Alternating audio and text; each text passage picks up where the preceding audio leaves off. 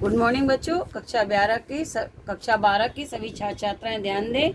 मैं आपकी विषय अध्यापिका श्रीमती मंजू गुप्ता आपको आपकी हिंदी पुस्तक के काव्य खंड को पढ़ा रही थी, जिसका पहला लेसन अयोध्या सिंह उपाध्याय हरिऔध जी का पवन दूत का शीर्षक पढ़ा रही थी। जो पवन दूत का शीर्षक है वो प्रिय प्रवास महाकाव्य से लिया गया है।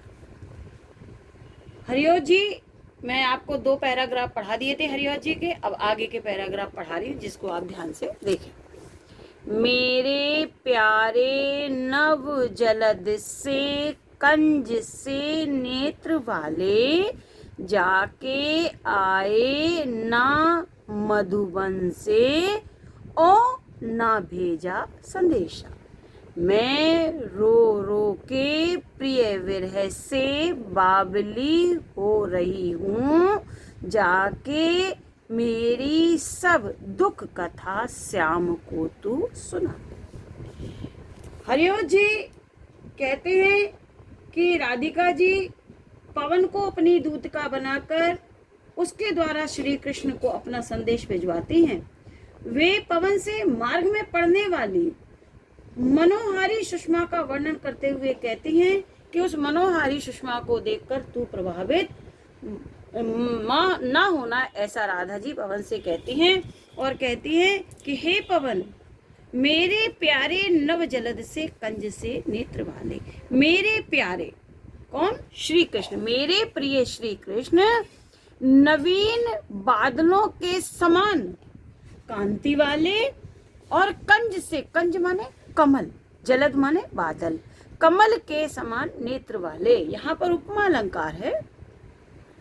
मेरे प्यारे श्री कृष्ण नवीन बादलों के समान कांति युक्त और कमल के समान नेत्र वाले, जाके आए ना मधुबन, मधुबन माने मथुरा, मथुरा गए, वहां जाके ना तो लौट कर ही आए और ना भेजा संदेशा, और ना ही उन्होंने किसी संदेश को हमारे पास भिजवाया है।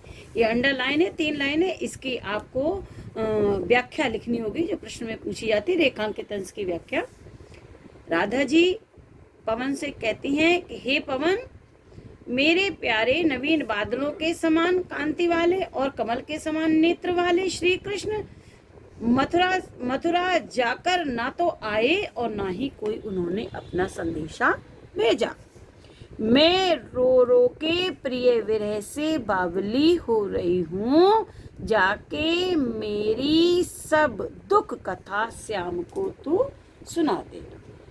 राधा जी पवन से कहते हैं कि हे पवन, तुम मेरे प्रिय श्री कृष्ण को मेरा यह संदेशा देना कि मैं उनके विरह में, प्रिय विरह में, मैं उनके विरह में, अपने प्रिय कृष्ण के विरह में रो रो करके पागल हो रही हूँ।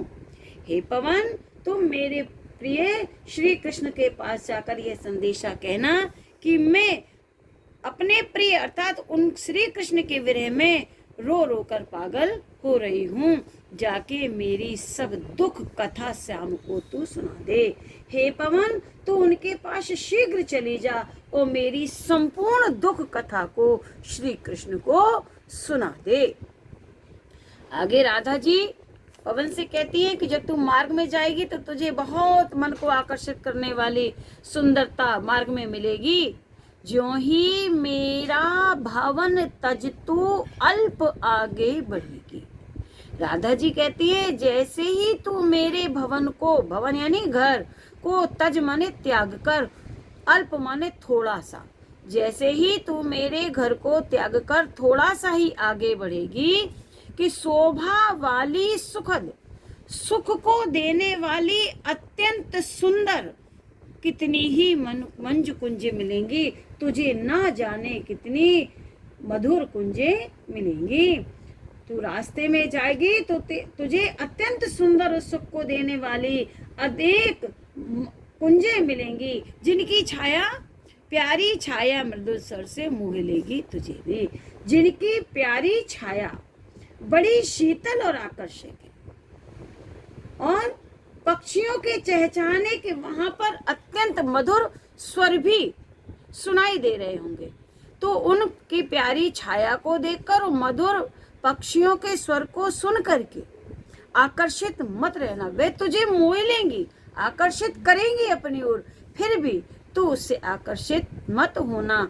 तो भी मेरा दुख लग, फिर भी हे पवन तू मेरे दुख को देखकर वहां जाना, विश्राम लेना, वहां पर जाकर विश्राम मत करने लगना।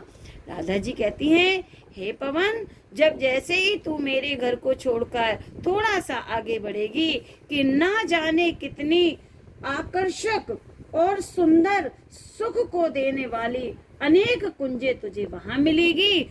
उनकी प्यारी छाया इतनी आकर्षक और शीतल है कि वे तुझे अपनी ओर आकर्षित करेगी और पक्षियों के चहचहाने का उनसे भी अत्यंत मधुर स्वर है जो तुझे आकर्षित करने की कोशिश करेगा, मोह लेगी, जो तुझे मोहित कर लेगा। फिर भी हे पवन तू मेरे दुख को देख करके, उसका ध्यान करके, उस सुंदर छाया में, उनके आकर्षण में मत फंसना, वहां पर विश्राम मत करने लगना। बच्चों आज यहीं तक पढ़ा रहे हैं।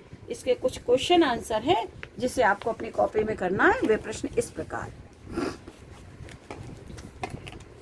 ठीक है, मैंने इंडिकेशन दे दिया है। पहला प्रश्न देखिए, पद्यांश के पाठ और कवि का नाम लिखिए। पद्यांश के पाठ का नाम है पवन दूत का, कवि का नाम है अयोध्या सिंह उपाध्याय हरिऔध।